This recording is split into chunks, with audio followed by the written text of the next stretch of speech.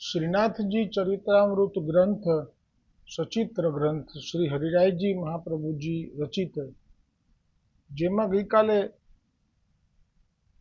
श्री गुसाईजीए पेला व्रजवासीने परे कह्यो ते प्रसंग जे अधूरो हतो त्यांथी हवे आगळ आवशे। ज्यारे बोलो सूरत नगरमां प्रवेश्यो ते क्षणे प्रभु ते सूरतनी भागोळेथी अंतर्ध्यान थई, अंतर्ध्यान એટલે અદ્રશ્ય થઈ, સીધા શ્રી ગોવર્ધન ગિરિરાજજી ઉપર મંદિરમાં શૃંગારનો સમય થાય તે પહેલા બિરાજી ગયા।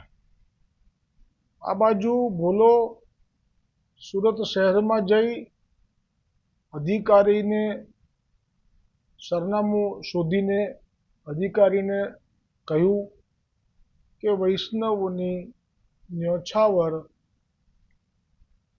અને ભેટ ઠાકોરજી અને ગુરુજીની જે કંઈ ભેટાભેટી હોય તે અત્યારે જ એક હુંડીમાં લખી આપો, મારે અત્યારે જ પાછા જવાનું છે। ત્યારે અધિકારીઓ એ ભોલાનો હાથ પકડી ઉતારા પર લાવ્યા। ગઈકાલે અહીંયા સુધી પ્રસંગ આવ્યો હતો કે મને અત્યારે જે ભેટ તમારે આપવાની હોય છે વર્ષો વર્ષ, એમાં જે ભેટીઓ આવે છે એ નથી આવી શક્યો એટલે હું આવ્યો છું। આ છે બધું મારી પાસે, ત્યાંથી અધિકારી છે ગોવર્ધન મંદિરમાં, એમના લખેલા પત્રો હું લાવ્યો છું, એ વાંચી લો। અને એમાં લખ્યા મુજબ વૈષ્ણવોની જે ન્યોછાવર ભેટ હોય અને ઠાકોરજી અને ગુરુજીની કઈ જે ભેટાભેટી હોય તે અત્યારે જ એક હોંડી લખી આપો, મારે અત્યારે જ પાછા જવાનું છે। આવું કોઈ દિવસ આ સુરતના અધિકારીએ કે વૈષ્ણવોએ આવું પહેલાં ક્યારેય સાંભળ્યું જ નહોતું, કેમ કે 2 મહિનાની યાત્રા કરીને એ લોકો આવતા એટલે એટલા થાકેલા હોય, પહેલાં તો એને હોશ જ ના હોય, પછી આરામ કરે ધીરે ધીરે, પછી આ લોકો પ્રેમ ભાવથી બીજો મહિનો 2 મહિના રાખતા, એટલે અહીંયા આશ્ચર્ય થઈ ગયું। પણ એ વખતે કંઈ બોલ્યા નહીં। અધિકારીએ તો પેલા ભોલાનો હાથ પકડીને મુકામ પર લાવ્યા। હવે અહીં મહિનો 2 મહિના રોકાયા વગર અને અમને સત્સંગનો લાભ આપ્યા વગર પાછા જવાય જ કેમ? જે ક્રમ હતો એમનો તે સત્સંગ એટલે જ્યાં ગુસાઈજીના સાનિધ્યમાંથી આ ભેટીઓ આવે છે, એટલે ત્યાં જે ગુસાઈજીના વચનામૃત થયા હોય, જે કંઈ લીલા થઈ હોય, હાસ્ય રમૂજ થયું હોય, ગુસાઈજીએ કોઈની પર ટીખળ કરી હોય, આ બધું અમને સંભળાવજો, એ સત્સંગ।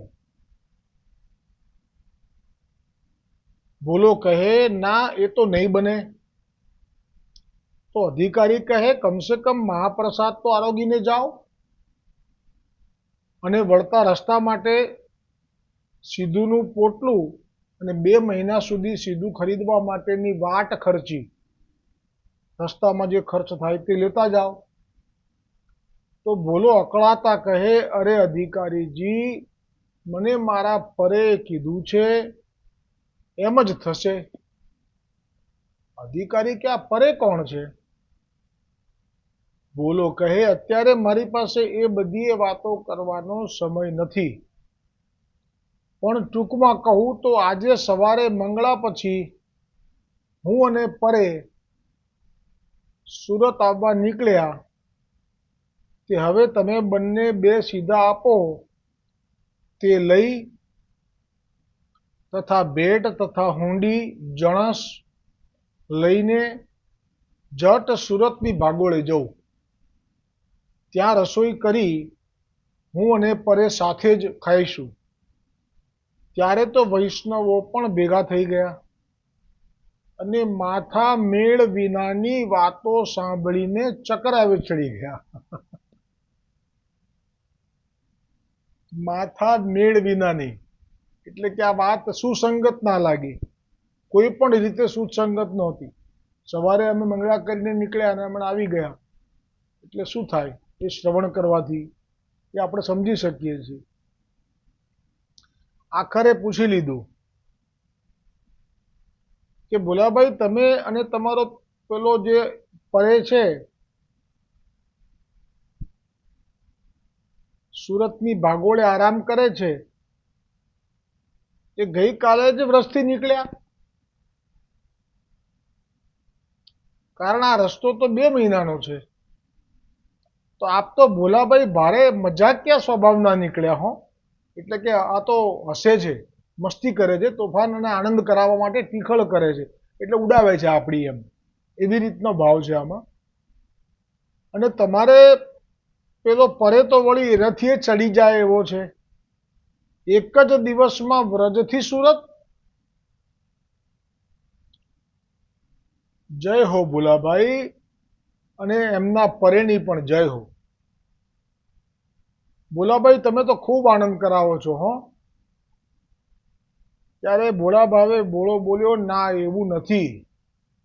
ભંડારીએ તો 2 મહિનાનો રસ્તો કીધો જ હતો, પણ એ તો પેલો પરે સાથે હતો તે ટૂંકા રસ્તે લેતો આવ્યો. હું કઈ મજાક નથી કરતો. તમે ભંડારીની ચિઠ્ઠીમાં મિતિ એટલે તિથિને જે બધું લખે ને કે આજ રોજ આ દિવસે આ તારીખે આ તિથિએ સંવંત કરીને મહિનો અને માધ્યમ જે માસ હોય એ બધું વાંચી લો.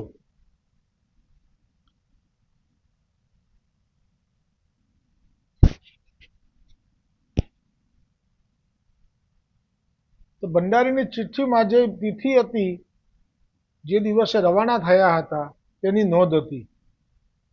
અને જ્યાં વાંચી ત્યાં અધિકારીજી બોલ્યા, આને લખવામાં કઈ ચૂક હોય, કેમ કે બુદ્ધિમાં ના પ્રવેશ કરી શકે એનું જ નામ ભગવાનની લીલા. એની જ બુદ્ધિમાં પ્રવેશ કરી શકે કે જેની ઉપર પ્રભુ કૃપા કરવા માગે, અન્યથા ન કરી શકે. એટલે હવે અધિકારી ઉપર સંદેહ ગયો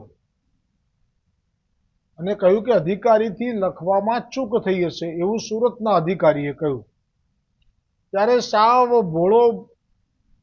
ભોળો બોલ્યો, કાલે મારી સામે પ્રસાદ આપેલો અને પાન બીડા વાળેલા. હવે તો અધિકારીએ બહુ કુતૂહલતા થઈ જાણવાની કે હા, એ વાત બરોબર છે, અધિકારીની ભૂલ થઈ હોય એવું બને, પણ આ પાન બીડા અને પ્રસાદ તો કે છે કાલે જ વાળ્યા એની સામે. તો એ પાન બીડા તો જ્યારે આવતા વર્ષ દર વર્ષે, તો 2 મહિના સુધી એ બીડા પણ સુકાઈ જતા. મહાપ્રસાદી એનો જે 2 મહિના પછીનો જે બીડાનું જે થવું જોઈએ એ તો કેવું થઈ જાય, સુકાઈ જાય. એને બદલે અધિકારીએ કુતૂહલતાથી ઝડપથી એ ખોલ્યું તો પાન બીડા જોયા તો લીલા તાજા, જાણે ગઈકાલે જ વાળ્યા હોય. હવે તો અધિકારી અને વૈષ્ણવોની બુદ્ધિ બહેર મારી ગઈ. જ્યાં સીધું તૈયાર થઈ પોટલું આવી ગયું ત્યાં તો ભોલો છંછેડાયો અને કહે, ફક્ત 2 સીધા ક્યારનો માગું છું, પણ તમે હઠ નથી મૂકતા. એક દિવસનો રસ્તો હોય ત્યાં આટલા બધા સીધાનું પોટલાનું શું કામ છે? છેવટે અધિકારીને જ્યાં 2 સીધા આપ્યા ત્યાં તો ભોલો ઉતાવળે પગે ઉપડ્યો.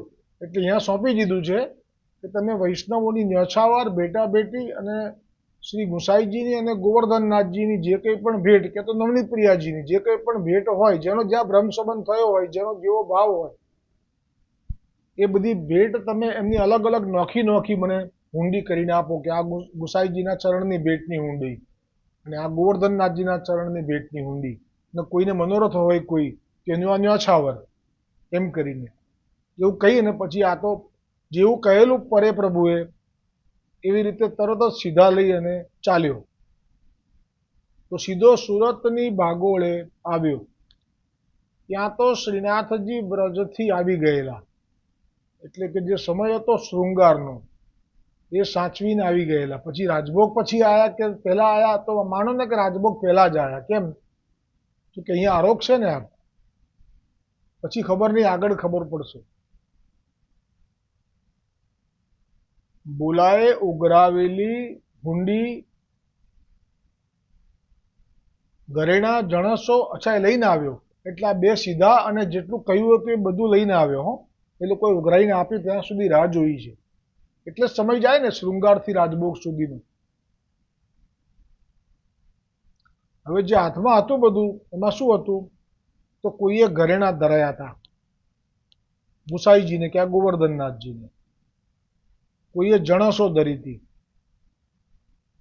જે પણ હતું હુંડી દ્રવ્ય એ બધું એક બાજુ પર રાખીને પહેલા તો સીધાની સામગ્રી સિદ્ધ કરી અને રસોઈ કરી અને બંને સાથે આરોગ્યા. આમાં આ વસ્તુ નથી લખી, આમાં આ વસ્તુનો આ લીલાનું વર્ણન ન કર્યું, ચૂકી ગયા હરિરાયજી મહાપ્રભુજી, પણ એમાં કર્યું છે ગોકુલનાથજીએ કે અહીંયા જે સીધામાં કહ્યું કે બે જ જોઈએ, બીજા બધા પાછા વાળ્યા એટલે આ લોકોને એમ થયું કે કંઈક એવું કરીએ કે જેથી કંઈક વધવું આપ્યાનો આપણને સંતોષ થાય. તો એ જે મનોરથ એમને થયો એમાં ઘી બહુ આપ્યું અને ખાંડ બહુ આપી. ત્યારે ભોળાએ આવીને કહ્યું હતું કે કેમ એમ કે સીધામાં આટલું બધું ઘી છે શું કરીશું, ના ખાંડ છે, લોટ પણ હતો. ત્યારે ગોવર્ધનનાથજીએ કીધું તો પછી લાડવા કરી નાખો. તો બધા લાડવા કર્યા, ખૂબ બધા. આમાં એ વર્ણન નથી આવ્યું. પછી બંને સાથે આરોગ્યા અને વળી આરામ કર્યા વગર પાછા વ્રજ જવા નીકળ્યા અને થોડું વનના રસ્તે ચાલ્યા. ત્યાં તો વનમાં ચાલતા ચાલતા થોડા જ સમયમાં સામે અપ્સરા કુંડ દેખાયો. જે જગ્યાએ રાત્રિએ મુકામ કર્યો હતો આગલે દિવસે રાત્રિએ, પછી આજે સવારે નીકળ્યા હતા, આજે બપોરે તો હજી ભોજન લઈને ચાલ્યા અને થોડી વારમાં તો વનમાં પ્રવેશ કર્યો અને ત્યાં તો અપ્સરા કુંડ દેખાયું. બોલો શ્રી ગોવર્ધનનાથ કી જય હો. મારા વાલા વૈષ્ણવો, શ્રીનાથજીનું ચરિત્ર 252-84 વૈષ્ણવની વાર્તા, ભાગવતજી, સાખી, યમુનાજીના 41 પદો પણ આવશે. સર્વોત્તમ સ્તોત્ર પણ પોસ્ટ રાખું છું અને વિડીયો પણ ભવિષ્યમાં ફરી પણ શરૂ થશે. ગઈકાલની પોસ્ટમાં સ્પષ્ટ આવ્યું કે ભલે કંઈ પણ સાધન ન કરી શકે જીવ, એટલે કે માથે ઠાકોરજી ન પધરાવ્યા હોય તોય નિશ્ચિંત રહેજો, સર્વોત્તમ માત્રથી સિદ્ધ થશે અધરામૃતનું દાન. એવું જરૂરી નહીં કે તમારે ઠાકોરજી પધરાવવા જ પડશે.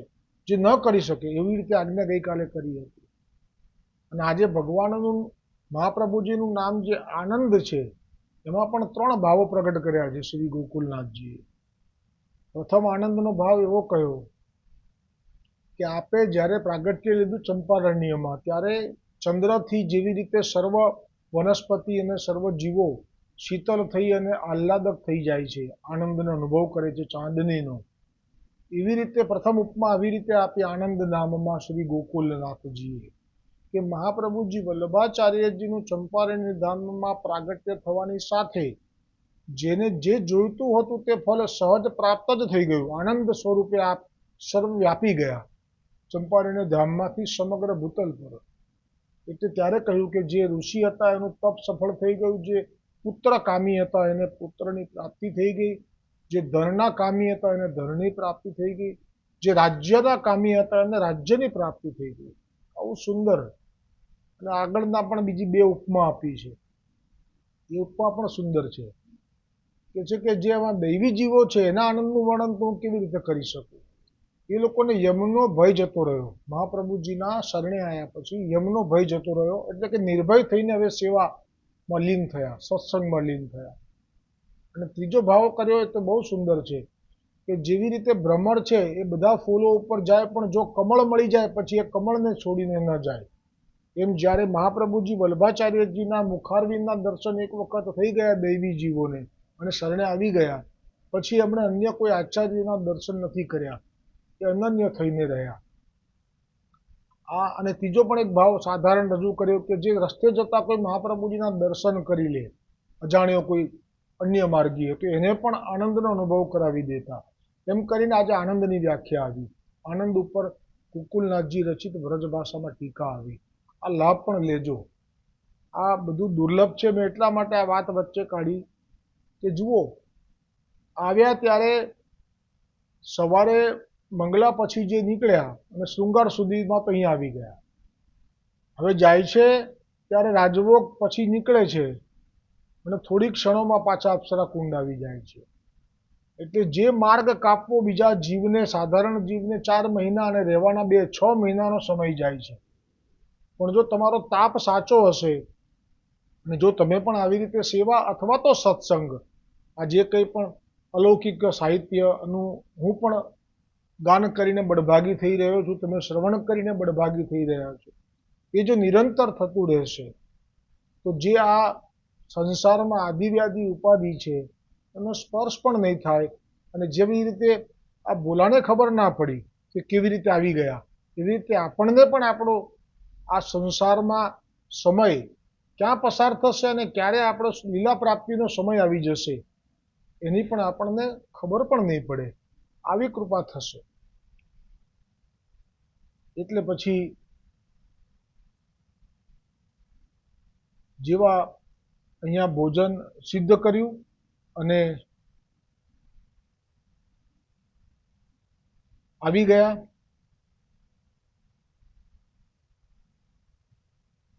અને તે વખતે અપ્સરા કુંડ દેખાયો અને વળી રાત થવા આવી. એટલે આ એક લીલામાં રાજભોગ પછી નીકળ્યા હતા અને રાત થવા આવી એવું લખ્યું છે. એટલે અહીંયા એક સંશય રહે છે, આમાં પેલામાં નથી રહેતો સંશય 252માં. એમાં તો જે પણ દર્શન છે તે સમયે પહોંચ્યા છે, કદાચ આમાં રાત થવા આવી એવું લખ્યું, કારણ કે રાજભોગ પછી નીકળ્યા એટલે આપને પછી ઉત્થાપનમાં તો પહોંચવું જ પડે પાછું. અહીંયા સીધી રાત બતાવે છે.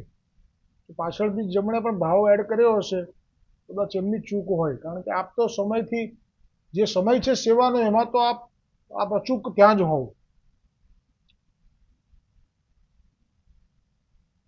પહેલા જ્યાં સૂતેલા તે જ સ્થળ ઉપર શ્રી ગિરિરાજજીની તલેટીમાં સૂઈ ગયા. એટલે ભોલો સૂઈ ગયો એટલે આપ પાછા મંદિરમાં આવી ગયા, શયન કર્યું. બીજે દિવસે મંગલા આરતી થઈ, પછી આપ પાછા ગોવર્ધન પર્વતથી ત્યાં ગિરિરાજજીની તલેટી અપ્સરા કુંડ ઉપર આવ્યા ભોલાના પાસે. અને ભોલો પરેના વચન પર વિશ્વાસ રાખી યાદ કરી આંખો બંધ કરી અને વાકપતએ નમઃની માળા કરી રહેલો. જે જ્યારે ચાલ્યા હતા અને રાત્રિએ સૂઈ ગયા હતા અને સવારે જ્યારે જગાડીને જે ઠાકોરજીએ કહ્યું હતું કે તને લોકો મશ્કરી કરે છે, તારી મને નથી ગમતું, તો તું આટલું કરીશ. તો એ નામ પણ આપે કોનું આપ્યું હતું? ગોવર્ધનનાથજીએ આપના મહાપ્રભુજીનું, સ્વામિનીજીનું, વાકપતે નમઃ. એ જ નામની માળા અત્યારે કરી રહ્યો છે આ ભોલો. જે આજ્ઞા ગઈકાલે કરી હતી એનો આજે અમલ કરી રહ્યો છે. અને આ પણ મને પણ અહીંયાથી જ પ્રેરણા મળી હતી, શ્રીનાથજી ચરિત્રમાંથી. અને મેં પણ વાકપતેની માળા તે વખતથી શરૂ કરી છે. એમાં આજ્ઞા 5ની છે, પણ 5 ના કરી શક્યો, 1 કરી શક્યો. હું 1 કરું છું, કારણ કે મને તો આજ્ઞા કરી નથી એટલે ફળ મળશે કે નહીં એ ખબર નથી, પણ મેં અનુભવ કર્યો છે. વાકપતિની માળા કરવાથી કોઈ પણ છેતરી શકતું નથી આપણને. કોઈ વાત કરે શબ્દોથી પણ અંદર ચાતુર્ય હોય, પણ અંદર જો પ્રેમ ના હોય, કપટ હોય, તો એ પણ મને ટ્રાન્સપરન્ટ દેખાય છે. આ જે ફળ છે એ મને વાકપતિની માળા જે નિરંતર આજે વર્ષો થઈ ગયા, જ્યારથી આ પ્રેરણા શ્રીનાથજી ચરિત્ર મને પ્રાપ્ત થયું, મેં જ્યારે વાંચ્યું ત્યારથી મને આ એક નિયમમાં છે. મેં કહ્યું એમ પ્રાણાયામ એટલે અલોમ વિલોમ અને આ 2 વર્ષોથી. તો આને કારણે મને આટલો લાભ તો મળ્યો જ છે કે હવે કોઈ મારી સાથે વાત કરે પણ જો એ વાતમાં મધુરતા દેખાય પણ અંદર છલ ભર્યું હોય તો મને સ્પષ્ટ દેખાવા લાગે છે. એટલી બધી કૃપા છે આ નામની. છેતરાય નહીં, જીવનમાં ક્યાંય છેતરાય નહીં. અને છેતરાય તો ભલે જાતે છેતરાય, કહે નહીં એને, કારણ કે એને બી દુઃખ ના થવું જોઈએ કે બોલે છે શું ને કરે છે શું.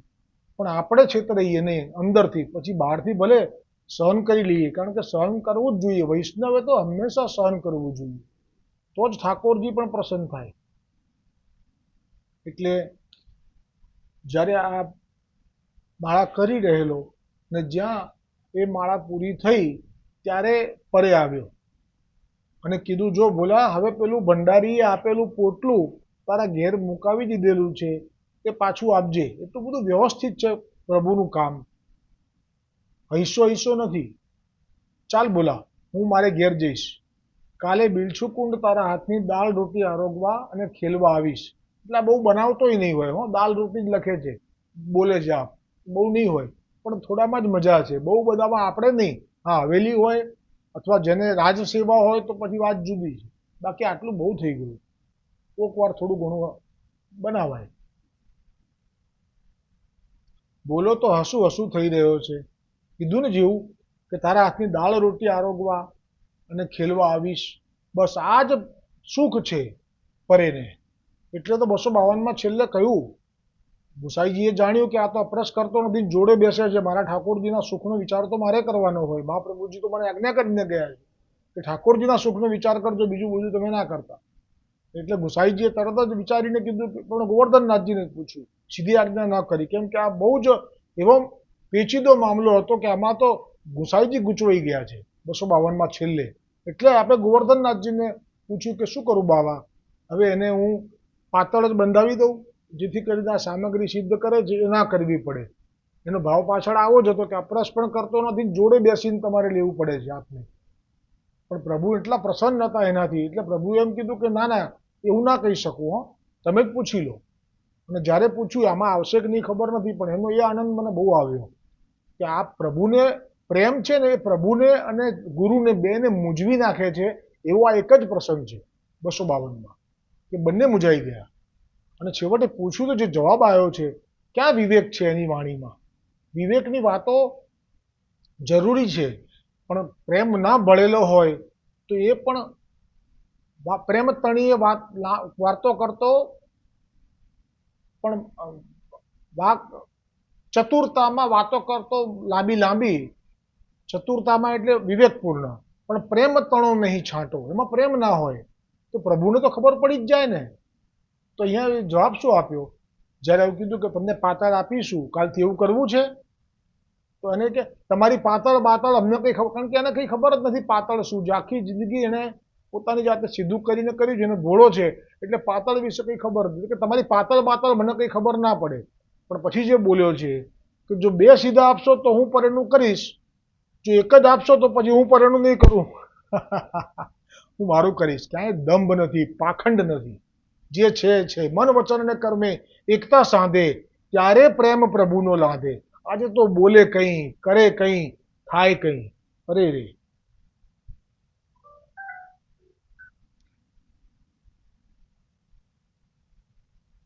અને કહ્યું કે આવીશું ને આરોગીશું ને આપણે ખેલીશું. ત્યાં તો એટલો આનંદમાં આવી ગયો. અને આ જ જોઈતું હતું. શ્રી ગુસાઈજીનો આ પરે સાથે ના આવ્યો હોત તો હું સુરત ક્યારે પહોંચત. જ્યાં દરવાજા બહાર ભેટ વગેરે રાખી અંદર ભંડારી સામે પહોંચ્યો, એટલે ભંડારી તો અકળાઈ ગયો. કારણ કે મને ખબર છે કે 4 મહિના 6 મહિના થાય, હજી અહીંયા ગયો જ છે, ગયો જ નથી, અલા આ તો હજી અહીંયા જ છે, એવું થયું. શું કે છે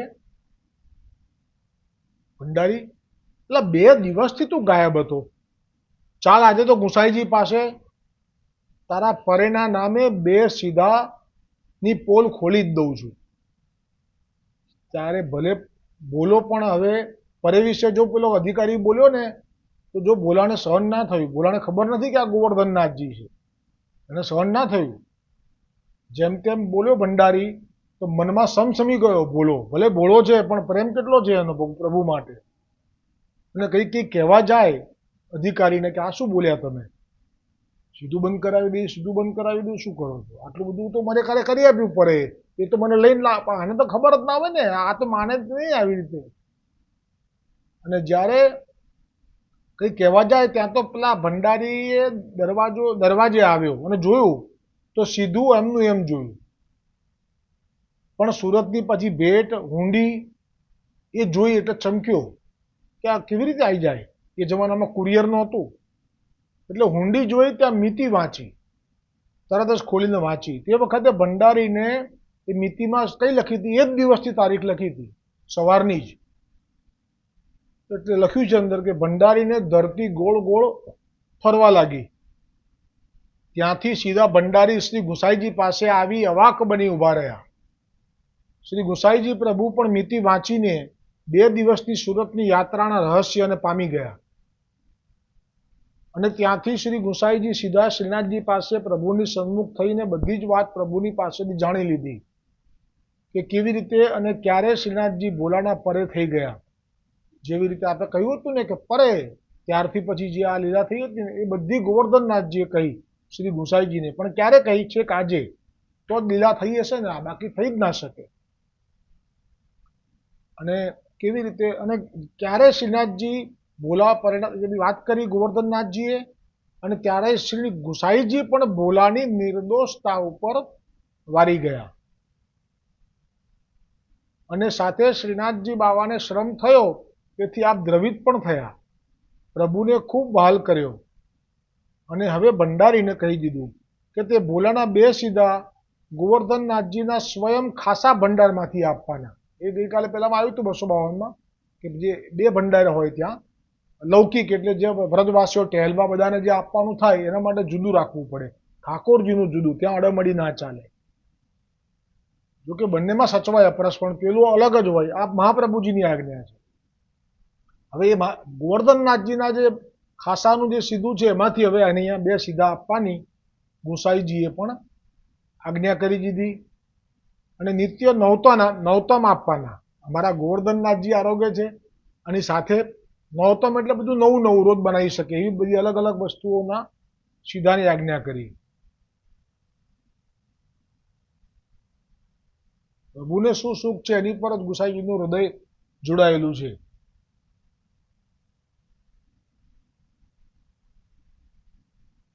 અને ભંડારીને હવે ધીરે ધીરે સમજ પડી કે ભંડારીની દ્રષ્ટિ હવે બદલાઈ ગઈ. આપ શ્રીનું નામ વટાવીને ભોલાને મોકલ્યો અને ભોલા તથા પ્રભુને શ્રમ થયો, તેથી શ્રી ગુસાઈજીનું ખીજવું એ તો નિશ્ચિત છે. તેનો પણ ભંડારીએ સ્વીકાર કરી લીધો. દંડવત કરીને શરણે આવ્યો. પરમ દયાળ શ્રી ગુસાઈજી પ્રભુએ ચેતવણી આપી, ક્ષમા આપી અને પ્રસંગ અહીંયા ભોલાનો વિરામ પામે છે. હવે આગળની લીલાનો પ્રસંગ આવતીકાલે આવશે.